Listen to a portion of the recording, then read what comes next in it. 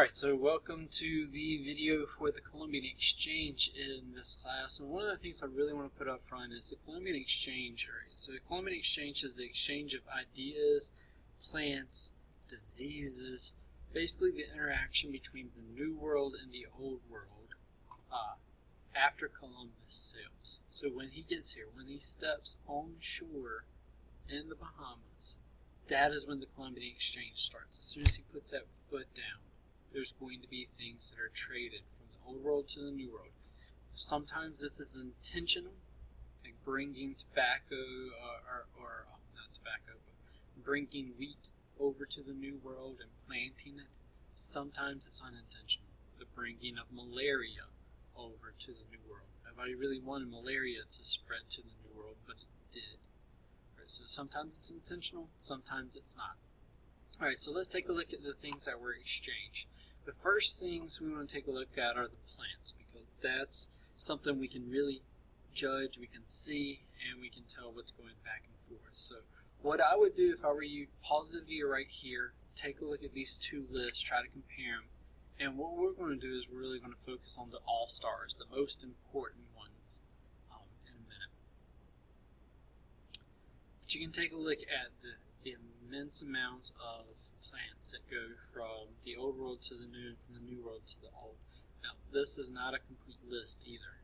Definitely not a complete list. But you can see the vast amount going back and forth. So when there are first Columbian Exchange All-Stars, and the All-Stars are going to be the ones that have a massive impact, good or bad, on the world coming out of the Columbian Exchange. So the first one's going to be the potato. The potatoes developed by the Incans are kind of domesticated by the Incans. They develop the potato how they want it. They know how to save it for 10 years by getting all the moisture out of it.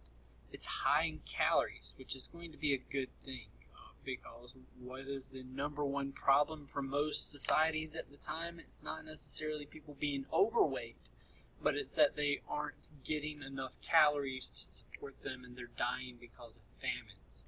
So potatoes and corn and a lot of these New World plants are going to be higher in calories than their Old World counterparts. So the potato going from the New World to the Old World is going to allow more people, if they start planting them, it's going to allow them to reach maturity, and if they've reached maturity, they're probably going to have children, which is going to increase the population of Europe. Now, before we've already talked about Europe being on the edge of famine because of their population.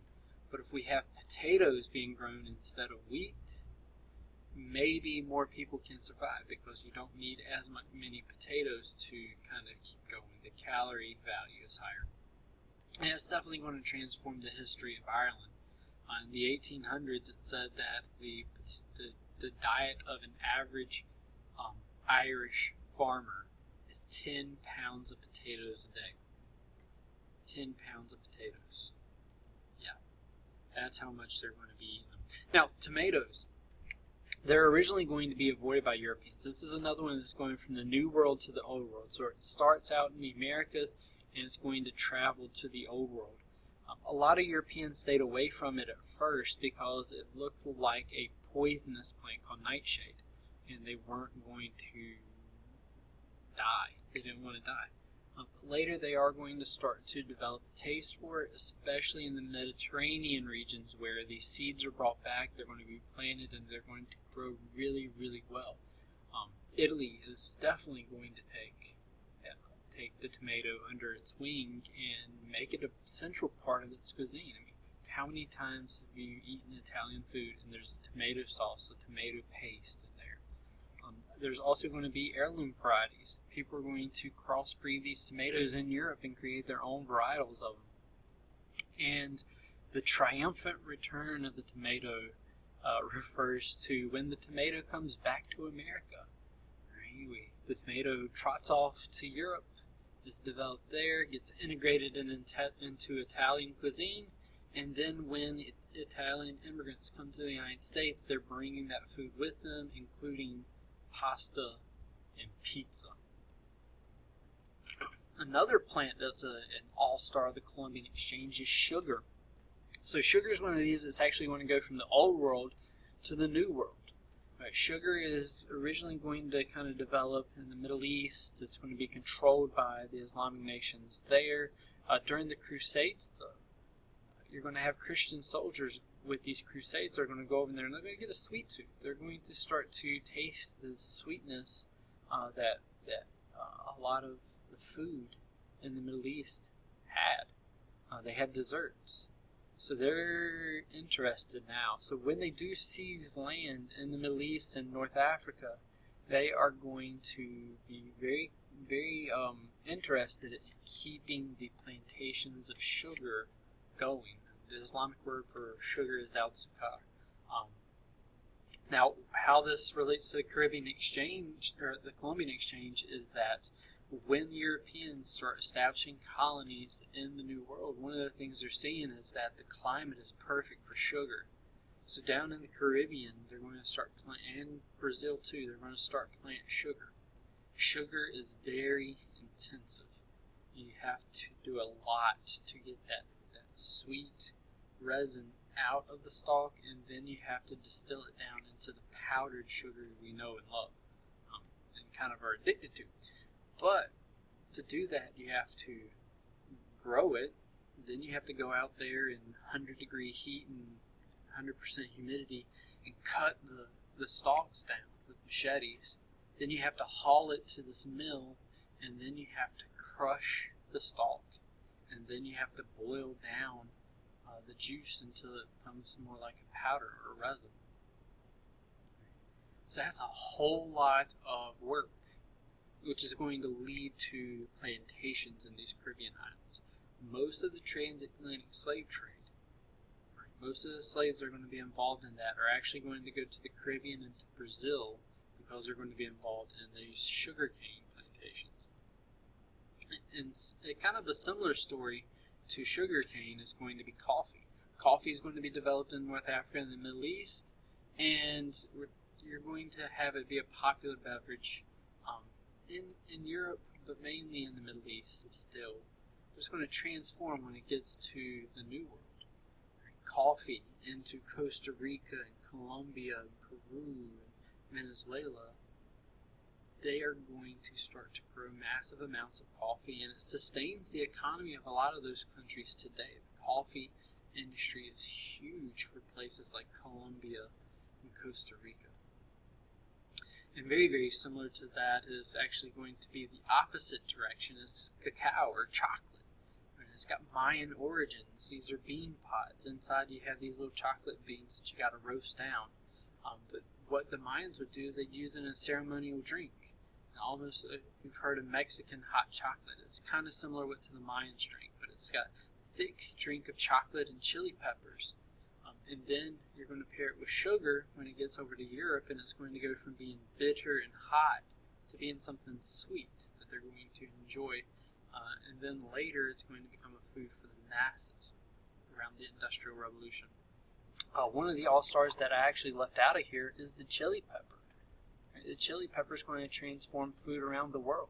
If you think about Chinese food, General Tso's chicken and a lot of those really spicy Chinese dishes that I don't like because I don't like a lot of heat, those are based off of chili peppers that come from Mexico. Right? So that is impacting places as far as China. Cassava is also going to be another Columbian Exchange all-star. I mean, this is going to be one centered on its impact in Africa. Excuse me. So cassava is going to be a root vegetable. It's poisonous if you don't prepare it right. It has cyanide in it, so it could kill you. But if you prepare it and you cook it down and you break that cyanide up, it's possible to eat it. And in Africa, so this is going to go from the New World to the Old World. So it's going to go from South America over to Africa mainly, and into Asia as well. But in Africa, it's a whole new deal. A lot of countries, their main intake of calories comes from cassava. You take it, you cook it, you grind it up into a powder, you can make bread out of it. You can slice it up and eat it like a potato. Slice it up and cook it and eat it in potato, or you get that cyanide. So it's staple nutrition. It sustains a lot of people there. At Columbian Exchange, I'll start with the sweet potato. The sweet potato is going to have a massive impact on China. We don't usually think of this because when we eat Chinese food, you don't see a whole lot of sweet potatoes in there, but sweet potatoes are going to be a peasant food in China. It's mainly going to be eaten in the western regions of China where there's these large mountains and you can't really grow rice. So it's going to allow more people to live in that region so the Chinese people can spread out. It is kind of seen as almost a famine food, though, and this is a picture that an author of a book called 1493, he noticed when he went to China, he noticed that these little boys they were given sweet potatoes out of the field. They just chopped the top of it off so it looked like an ice cream cone, and they would just go around eating the sweet potato, raw sweet potato like that, which is, he explained, is not necessarily an uncommon thing to see in China. Tobacco is also going to be one of these all-stars. It's got New World origins. There's a North American variety and a South American variety. And when Jamestown set up, the thing that saves Jamestown is that they start to plant tobacco because Europeans wanted tobacco. They wanted to smoke, so they needed it. And England wanted to compete against Spain for domination in this tobacco market, so they started to get their English colonies, Jamestown, to produce it. But again, it's really intensive, so you're going to start to see slavery in the United States based on tobacco. Alright, another thing that's being traded is animals back and forth. And if you look at this, and again, pause it, take a look at this list going back and forth. One of the things you should notice really quickly is that there's more things going from the old world to the new world as far as animals. There's not as many useful beasts of burden from the new world to the old world. So the only things you're going to really see that are going that way are llamas, turkeys, squirrels, and raccoons. But the other ones, Columbian Exchange All-Star, is the horse. The horse, if you think about the prototypical American Indian, you think of that feather headdress, the spear with bow and arrow on a horse on the Great Plains chasing down a buffalo. That doesn't exist before Columbus. Most of those tribes are actually hunters and gatherers in places like Minnesota and Wisconsin. But because they are going to have the horse now, that's going to allow them to follow the buffalo easier and then kill them easier. So they're going to transition to that nomadic lifestyle more. Another one of those animals that's going to be a game changer is going to be the pig. It comes from the old world, and one of the things is that the colonists are trying to find food sources, meat sources that are going to reproduce really quickly so they don't have to worry about it when they get here. So they're bringing along pigs. A group of 4 pigs could turn into 60 pigs within 3 years. Right, so what they did is they got here and they're not building fences because they're trying to build houses. They just let them roam into the forest and then they'll go hunt them later. But the problem is at the same time these pigs are going to Indian villages and they're eating up all their crops because they don't have fences around them, which is going to cause issues between the natives and the colonists, and it's going to lead to wars over these pigs as well. But it's going to be a fast and easy meat source for a lot of colonists in the New World, especially in the South, where you're going to have pigs a lot more, and you're going to start to see pork barbecue develop later.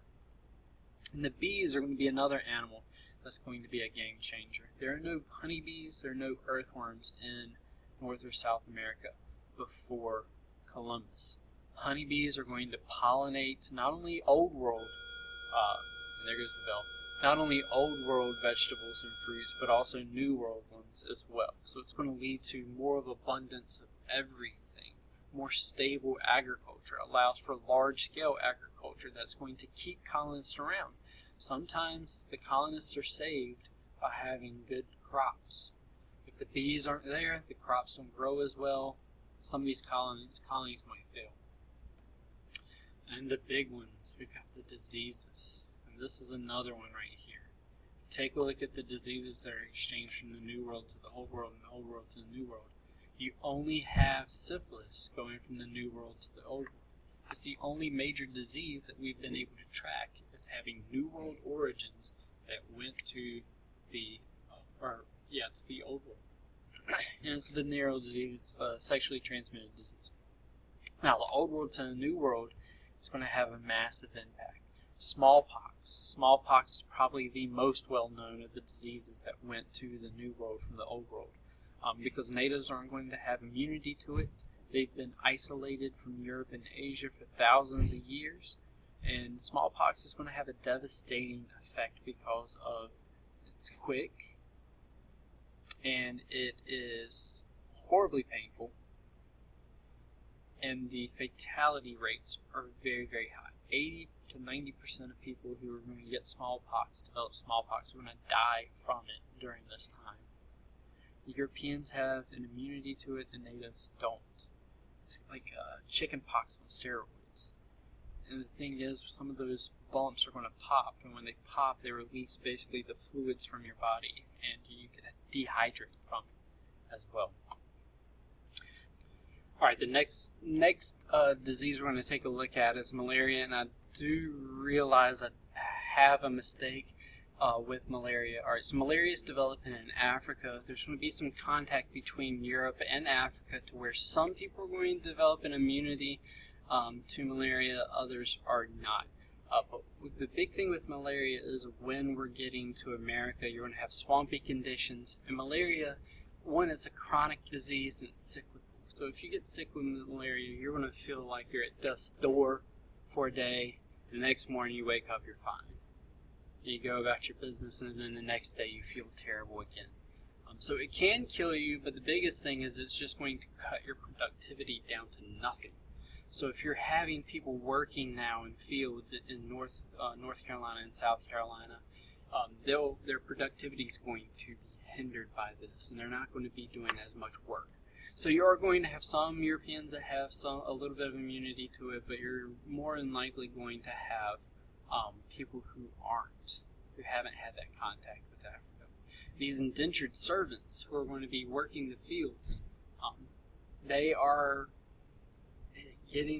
working in these swampy conditions. They get that mosquito bite, they develop malaria, and then they are not going to be a good worker for the rest of their lives. They're going to have malaria every so often. So people who are running these large-scale farms now have to figure out a way around that. And this is where some historians believe that malaria played a part in the transatlantic slave trade. Because they do know that Africans have an immunity, or most Africans have an immunity to malaria's effects.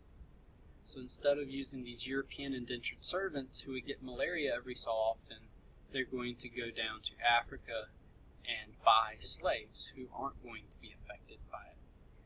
And this leads to the assertion that actually Africans are more suited to develop and do well in America than the Europeans who are technically forcing them over there. Ideas are going to be exchanged in the Columbian Exchange. Right? Ideas are going to go back and forth, or mainly this is one way. The idea of corporations and having individual property, which is part of the free market, and then Christianity. Christianity is probably going to be the biggest idea that moves to the New World. The cross is going to follow the flag, so when Spain puts that flag into the Bahamas, they're also got a cross coming behind them. They've also got priests that are going to be there to try to convert the natives, whether through gentle means, as Columbus is going to say, or more brutal means, as we'll see with the Black Legend later. You're also going to have the French influence in Canada, and the Pilgrims and Puritans are also going to have this idea that they need to convert the natives as well. And this is successful not only through conversion of natives, but also with the colonization, in that 86% of North and South Americans worship Christianity. So the free market, seeing natural resources as commodities that can be bought and sold. That when you're taking a look at nature, you're not seeing trees, you're seeing ship's masts, you're seeing decking for your ship, you're seeing things that can be sold for an amount of money. That's going to be a difference than the way natives saw nature. Alright, so let's take a look at the massive impacts. And we've kind of gone over some of these a little bit earlier, but clamor for trade goods, viewing America as a commodity that can be bought and sold. New World foods being higher in calories, you're going to have less hunger, fewer famines, much larger population, but you could also have some malnutrition in there because even though it's high in calories, it doesn't mean it's high in vitamins. More stability because of the more stable population. And this is going to be Europe with corn and potato, cassava in Africa, and Asia's going to have the sweet potato. Impact of the horses with the nomadic plains Indians, the impact of the death rate from these diseases, invasive and destructive animals, and religious conversion on the New World. 37% of the world's Christian population lives in North and South America. The largest countries with Christian populations are going to be U.S., Brazil, and Mexico. Population increase in Europe and Asia is due to the potato, the corn, cassava, sweet potato. We've already talked about that. Fewer famines, but possibility of malnutrition. Think about French fries. Every fast food restaurant has French fries. They're high in calories, right? And they don't have a whole lot of nutritional value. So even though they're high in calories and keep people alive, they also cause other issues as well. Population decline in the Americas, we've already mentioned those. Colonists are going to see this as a good thing. They see this as the hand of God swiping heathens away and making room for their occupation of the New World. So that's another thing we need to keep in mind. And also the Columbian Exchange could possibly be the cause of the Little Ice Age. The Little Ice Age, a few years after colonization starts, there's going to be a drop-off in global temperatures. It's going to cause early winters in Europe, which is going to disrupt a lot of things, and people are concerned that this might be like the new Dark Ages. Some historians believe it's because of the epidemic diseases, that 90% of natives dying off, and they're not going to be able to burn off the forest like they had been doing. And there's going to be less carbon in the air because there's less burning, there's less smoke. Because there's less carbon in the air, the greenhouse effect, there's going to be a reduction in global temperatures and early winters in Europe. Other historians believe it's due to volcanic eruptions in different parts of the world, but that's still a debate. And the other thing I want to point out about the Columbian Exchange is it continues today. We're still seeing issues with invasive species from other parts of the world because we're connected now. Right? Before you had the Old World, you had the New World separate. Columbus travels, and now we have a connected world. Right? So you got Asian carp in the Mississippi rivers, snakehead fish, lionfish that are in our oceans now because we took them in as pets and released them. And then other little insects like fire ants, and then kudzu as well, that grows completely over different forests really, really quickly. All right, so that's the Columbian Exchange, and really focusing on the all-stars of the Columbian